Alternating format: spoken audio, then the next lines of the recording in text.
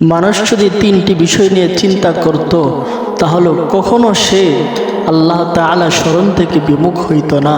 যদি মানুষ চিন্তা করত তিনটি বিষয়, হাই নাম্বার 1, দুনিয়াতে কি জন্য আসলাম, নাম্বার 2, দুনিয়াতে সে কী করতেছে, আল্লাহ তাআলা কেন পাঠাইছেন, নাম্বার 3, আর দুনিয়া থেকে যেদিন কবরে চলে যাব সেদিন কি নিয়ে যাব।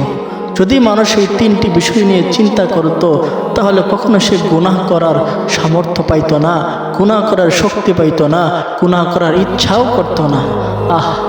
কবরের আযাব যে কত কঠিন যদি কোনো মা তা উপলব্ধি করতে পারত তাহলে মা তার সন্তানকে ফজরের নামাজ বাদ দিয়া ঘুমাইতে দিত না।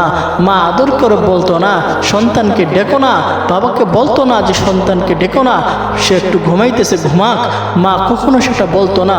যদি মা কবরের আযাবটা কত যে কঠিন যদি উপলব্ধি করতে পারত তাহলে মা কখনোই তার সন্তানকে ফজরের নামাজ বাদ দিয়া মা তার সন্তানকে ঘুমাইতেই দিত না।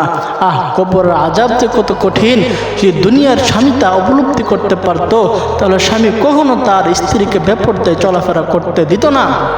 কবরের আযাব যে কত কঠিন যদি দুনিয়ার কোনো স্ত্রী তো উপলব্ধি করতে পারত তাহলে স্ত্রী তার স্বামীকে নামাজবিহীন ভাত খাইতে দিত না।